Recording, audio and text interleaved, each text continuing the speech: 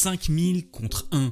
C'était la cote pour que Leicester soit champion d'Angleterre en 2016. Pas 50, pas 200, 5000 contre 1. Autant vous dire que statistiquement, c'est censé ne jamais arriver. Et pourtant, ça s'est produit. Un club de milieu de tableau, composé de joueurs de seconde zone et dirigé par un coach que tout le monde pensait cramer, va mettre à genoux toute la première ligue. Que ce soit Manchester City, Chelsea, Arsenal ou Tottenham, tous les géants vont au tapis. Ce titre, tout le monde va en parler. Les médias, les radios, à la télé ou dans les cafés. Et Leicester devient un symbole. Le symbole d'abnégation, de combativité et de solidarité. Le symbole que le foot ne joue pas uniquement à coups de millions, mais aussi beaucoup avec la passion. Bref, le symbole que le foot, c'est avant tout de l'émotion. Le problème, c'est que toute cette euphorie va pas durer, puisque derrière la photo de Vardy avec les trophées, les Foxes vont se faire rattraper par la réalité. 10 ans après, Leicester se retrouve complètement abandonné et risque même de descendre en 3e division. Entre les différentes relégations, les centaines de millions de pertes et les sanctions, les Foxes ont fini par se perdre. Petit à petit, leur plus beau souvenir s'est transformé en leur pire cauchemar, car ce titre n'a pas sauvé Leicester, il l'a détruit.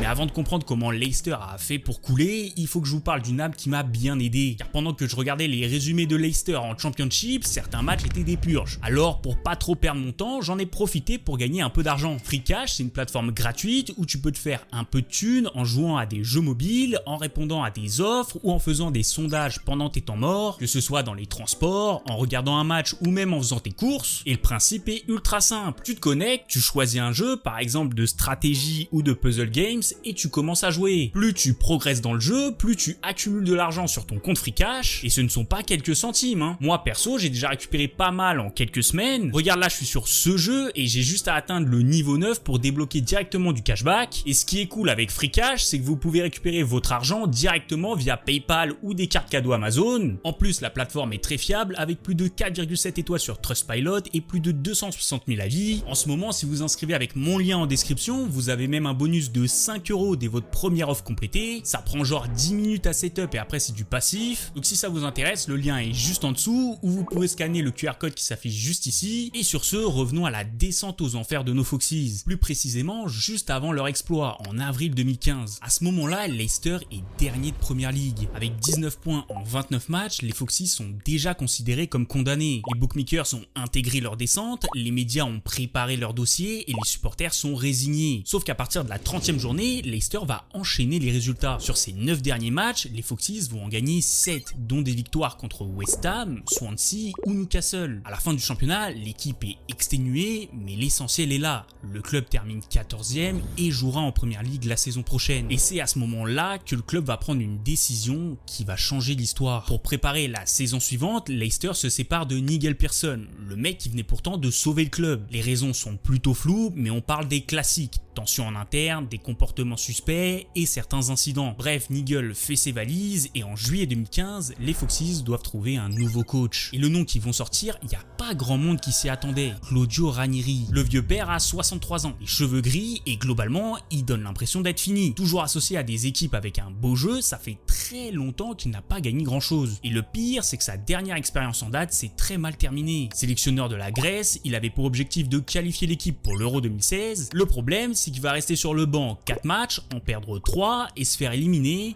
par les îles Féroé. Oui, les îles Féroé. Alors autant vous dire que lorsqu'il débarque au King Power Stadium, les supporters sont pas ultra sereins. Gary Lineker, meilleur buteur des Foxes à l'époque, tweet Claudio Ranieri, really? Quant au Guardian, il parle d'une nomination déconcertante. Presque personne ne comprend ce choix, et le pire c'est que cette incompréhension continue pendant le mercato. Leicester était à 2 doigts de descendre quelques semaines avant, alors tout le monde s'attend à ce que le club fasse un peu le ménage. Mais Ranieri, lui, ne touche à rien, ou presque. Il récupère l'effectif tel quel et fait quelques ajouts par-ci par-là. Par exemple, le gardien ne bouge pas, c'est toujours Kasper Schmeichel. La défense pareil, avec Wes Morgan et Robert Huth. Le milieu, ça reste King et Drinkwater, et l'attaque a déjà Vardy et Mahrez. Les deux seuls atouts majeurs étant Okazaki de Mayence pris pour 11 millions et N'Golo Kanté signé de Caen pour 9 millions. Au total, l'effectif entier coûte environ 70 millions d'euros, soit le prix d'un seul joueur recruté par Manchester City cet été-là, un certain Kevin De Bruyne. Alors après Après avoir frôlé la descente l'été dernier et en ayant aussi peu recruté, tout le monde les donne relégués en fin d'année. Le truc, c'est que le début de saison est bon, très bon même. Au bout de 5 matchs, les Foxys sont 3e. Au bout de 10 matchs, ils sont toujours 5e. Et à la mi-saison, Leicester se retrouve premier de Premier League. On a Jamie Vardy qui a marqué sur 11 matchs consécutifs, battant un record de Van Nistelrooy, Riyad Mahrez arrivé pour quasi rien qui devient intouchable, et N'Golo Kanté, le petit milieu que personne connaissait, qui récupère tous les ballons. Résultat,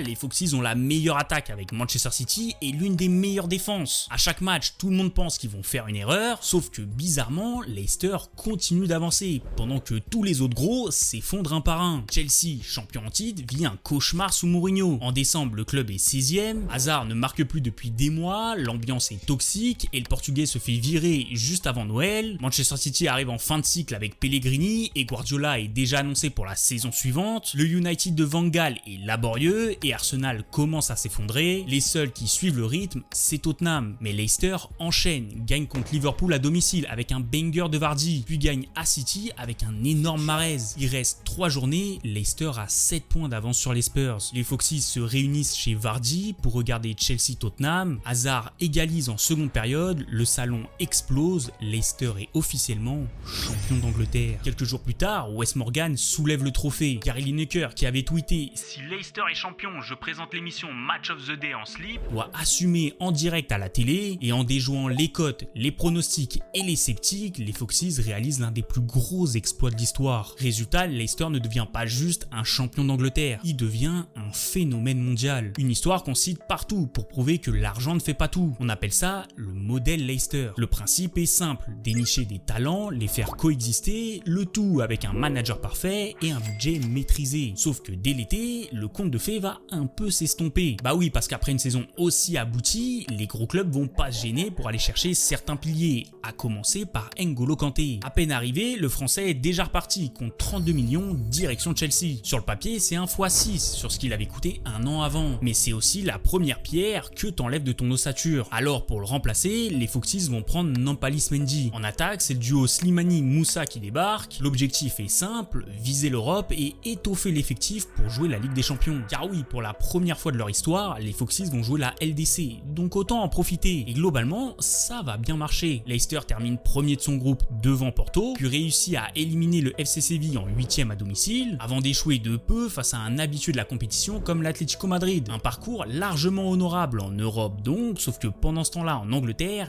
ils vont galérer. Les joueurs sont épuisés, ultra sollicités et incapables de remettre la même intensité. La situation est critique, le club se retrouve 16e et les rumeurs de tension dans le vestiaire commencent à arriver. Alors le 23 février 2017, la direction prend une décision qui va la hanter longtemps. Elle licencie Claudio Ranieri. 9 mois après un titre historique en plein milieu de la saison, les Foxys se séparent de leur légende. Gary Lineker dira que c'est une décision inexplicable et impardonnable. Quant à Mourinho, il pointe les joueurs du doigt en les traitant d'égoïstes. Mais le mal est déjà fait et l'équipe doit vite se reconcentrer pour pas sombrer. Craig Shakespeare prend alors l'intérim, les résultats se redressent et l'équipe parvient quand même à se maintenir en terminant 12e. À la fin de la saison, le board décide donc de maintenir l'anglais en poste et dans le même temps, le mercato va une nouvelle fois être très moyen. Déjà parce que les grosses recrues de la saison d'avant comme Slimani, Moussa ou Mendy sont tous envoyés en prêt à droite à gauche. Drinkwater, lui, est vendu pour quasiment 38 millions d'euros. Et niveau arrivée, c'est pas la folie. Les Foxys vont signer Iheanacho de Manchester City pour plus de 28 millions. Adrien Silva arrive du Sporting pour 21 millions. Et le seul transfert qui va s'avérer être une bonne affaire, c'est Harry Maguire de Hull City pour 14 petits millions. L'équipe est clairement en reconstruction et le début de saison est encore une fois compliqué. Résultat, Shakespeare s'en va, Claude Puel prend la relève et dès le mercato d'hiver, il va avoir du boulot parce que notre pauvre Clo-Clo national va devoir gérer la saga Mahrez. L'Algérien, élu meilleur joueur de Première Ligue en 2016, veut partir. Il l'a déjà dit l'été d'avant, ça va faire 5 ans qu'il est là, sauf que c'est le seul gros nom qui n'a toujours pas quitté le club depuis le titre. Et vu les résultats récents de Leicester, il commence clairement à en avoir marre. En janvier, il va donc commencer à faire le forcing. Il fait grève pendant 10 jours, refuse de s'entraîner, force un transfert à Manchester Manchester City, tout ça pour au final rester 6 mois de plus avant de rejoindre Pep Guardiola pour 68 millions d'euros. En fin de saison, les Foxes se stabilisent en milieu de tableau, l'un des derniers rescapés du titre s'en va, et la dernière page de ce livre d'histoire va définitivement se tourner le soir du 27 octobre 2018. Ce jour-là, Leicester vient de jouer contre West Ham au King Power Stadium. La rencontre se termine sur un 1 partout où tout le monde rentre tranquille chez soi, mais quelques minutes après le coup de sifflet final, un hélicoptère s'écrase au niveau du parking du stade. Une défaillance du rotor a provoqué l'accident et le bilan est lourd. Les 5 occupants sont décédés sur le coup. Sauf que c'était pas n'importe qui. Parmi eux, on retrouve Eric Swaffer, le pilote, et Isabella, sa compagne. 2 assistants, Nusara Suknamai et Kaveporn Poonpare, et aussi Vishai Srivadhanaprabha, le propriétaire des Foxes. C'est un choc pour le club, les joueurs et globalement toute la première ligue. Car Vishai était pas un simple investisseur, c'était l'âme de Leicester. C'est lui qui avait racheté ce club mourant de Championship pour quelques millions en 2010, puis qui les avait propulsés champions d'Angleterre. Il avait même offert des BMW i8 à 100 000 livres aux différents joueurs. En ville, il était aussi très apprécié des supporters, puisque c'est lui qui finançait l'hôpital pour enfants et qui distribuait des bières et hot dogs gratuits à tous les supporters le jour de son anniversaire, chaque année sans exception. 9e fortune de Thaïlande, estimée à 2,6 milliards d'euros, il était souvent présent dans les travées du stade. Sa mort provoque donc une onde de choc en première ligue, des minutes de silence s'en suivent, et c'est son fils Eyawad, surnommé Top, qui reprend la présidence. Il a grandi avec ce club, il veut continuer l'œuvre de son père, mais clairement la dynamique institutionnelle change et les Foxes sont atteints psychologiquement. L'équipe est irrégulière, Claude Puel n'arrive plus à imposer ses idées, alors en février, le nouveau board va prendre une décision assez intéressante, signer Brendan Rodgers. L'anglais sort de 3 très bonnes saisons avec le Celtic en Écosse. Il a pris 3 titres consécutifs, 2 coupes de la Ligue et 2 coupes d'Écosse. Son football est séduisant, il a l'expérience de la première ligue, bref, ça ressemble à un bon coup. Et dès son arrivée, l'effet est immédiat. L'équipe joue mieux, les résultats suivent et pour la première fois depuis le titre, Leicester ressemble enfin à quelque chose. Alors, pendant le mercato pour préparer la saison 2019-2020, le club va lui donner les moyens. Harry Maguire est vendu pour plus de 87 millions à United. Les caisses sont pleines, donc les Foxes vont se faire plaisir. Ils prennent Tillmans pour 45 millions à Monaco et Ayose Perez pour 33 millions à Newcastle. Avec Maddison dans l'axe, Ndidi en sentinelle, Ricardo Pereira en latéral droit et Vardy toujours là, les Foxes ont vraiment une équipe solide. Capable de gagner contre Arsenal ou de taper Manchester City 5-2 à l'Etihad, Leicester a les armes pour jouer les premières places. Et le 15 mai 2021, les Foxes vont être récompensés. Face à Chelsea à Wembley, Youri Tillmans envoie un missile des 25 mètres dans la lucarne droite de Mendy. 1-0, score final, Leicester gagne la FA Cup. Les supporters dans les tribunes, réduits à 20 000 à cause du Covid, sont contents. C'est le plus beau moment depuis le titre. Brendan Rodgers a réussi une partie de son pari. Et je dis une partie car en championnat, le bilan est assez frustrant. En fait, depuis qu'il est là, Leicester a quasiment toujours été dans le top 4 de Premier League. En 2020, les Foxes y passent plus de 300 jours avant que le Covid brise leur élan. Résultat, ils terminent 5e à 4 petits points de Chelsea. Puis en 2021, rebelote. De la 18e à la 36e journée, Leicester est solidement 3e. Avant de perdre contre Chelsea, puis Tottenham et de terminer encore une fois 5e. En soi, sur le papier et au vu du budget, on pourrait se dire que c'est pas mal comme résultat. Sauf que ces 2 saisons-là, c'est des catastrophes financières en coulisses. La Ligue des Champions, c'est 50 à 80 millions de revenus en plus par saison. Sans ça, c'est difficile de tenir ses comptes, surtout quand les dépenses, elles s'arrêtent pas. Et justement, à l'été 2021, Leicester va faire all-in. Ça fait 2 fois que le club passe à rien de retourner en LDC, alors le board va sortir le chéquier. Patson Daka arrive de Salzbourg pour 30 millions, Souma Racing de Lille pour 20 millions et Vestergaard débarque de Southampton pour 18 millions. Mais la vraie différence par rapport à d'habitude, c'est que le club ne vend quasi rien. À part Ghezal qui part au Beşiktaş pour 3 petits millions, les Foxes décident de garder tous leurs éléments. L'objectif est limpide, on veut la LDC. Et la saison démarre plutôt bien puisqu'ils gagnent le Community Shield contre Manchester City. Le problème, c'est que la suite va être très contrastée. Les nouvelles recrues ne s'adaptent pas, le club se fait éliminer dès les poules de Ligue Europa, et en championnat, l'équipe végète en milieu de tableau. Alors certes, les Foxes font une petite épopée en Conference League en allant jusqu'en demi-finale, mais ils sont quand même éliminés par la Roma, et à la fin de la saison, le bilan est pas loin de la catastrophe industrielle. Leicester termine 8e en Première Ligue, ne jouera pas l'Europe la saison prochaine, et surtout, la masse salariale, elle, continue de gonfler. De 45 millions lors du titre en 2016, elle a atteint les 95 millions en fin d'année. Le club a perdu presque 100 millions d'euros net. Le plafond de verre que Leicester voulait briser n'a pas cédé. Il va même se refermer sur eux. En difficulté financière, les Foxes vont se séparer de leur élément le plus important. Wesley Fofana. Pilier en défense, il part à Chelsea contre un gros chèque à plus de 80 millions. Et pour le remplacer, le club va prendre Woodface. Et autant vous dire que l'écart de niveau va se voir direct. Le début de saison est catastrophique avec un seul point pris en 8 matchs. Leicester est dernier, a déjà 24 buts encaissés. L'équipe n'a plus d'identité, semble perdue sur le terrain. Rodgers, lui, tente de réajuster et de changer ses systèmes, mais rien ne bouge. Alors en avril 2023, après 18 défaites en 29 matchs, Rodgers est limogé. Dean Smith arrive en pompier de service pour essayer de sauver ce qui peut l'être, mais c'est déjà trop tard. Les Foxes terminent 18e. 7 ans après son titre historique de Premier League, Leicester descend en Championship. Une catastrophe sportive forcément, mais aussi économique. Car en étant relégué, le club perd aussi les énormes contrats de droits TV de l'APL. Résultat, cet été-là, le club est obligé de vendre ses bijoux de famille. Maddison file à Tottenham pour 46 millions, Barnes va à Newcastle pour 44 millions, Castagne s'en va à Fulham pour 13 millions, l'équipe est complètement démantelée et pour la reconstruire, Leicester va faire un choix qui sur le papier est plutôt malin. Il recrute Enzo Maresca, un coach qui sort de 3 ans aux côtés de Guardiola. L'idée est simple, amener un coach moderne avec une vraie philosophie de jeu pour dominer en Championship et remonter direct. Et ça va super bien marcher. Maresca impose un foot de possession, l'équipe domine la division du début à la fin et Leicester décroche le titre de Championship haut la main. À peine un an après l'avoir quitté, les Foxes sont déjà de retour en Premier League. Le problème, c'est qu'un mois après, l'architecte de tout ça, Maresca,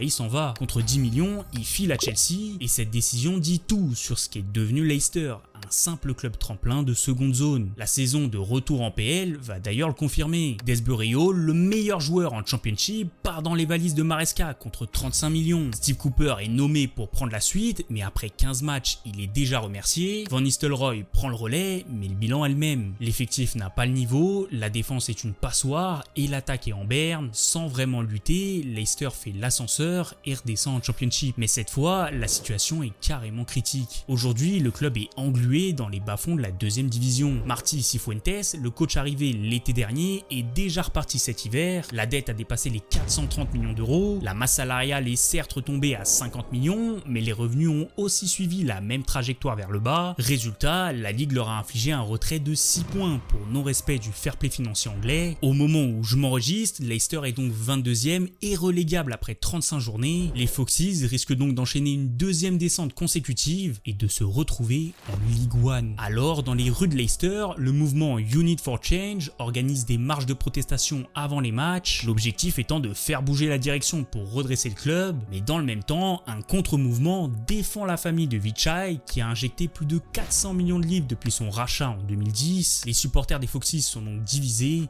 La ville est divisée. À l'époque, en 2016, Ranieri avait une expression qu'il répétait après chaque clean sheet. Players was sleeping on the pitch and then I say, hey, come on, wake up, dilly din, dilly down, and then...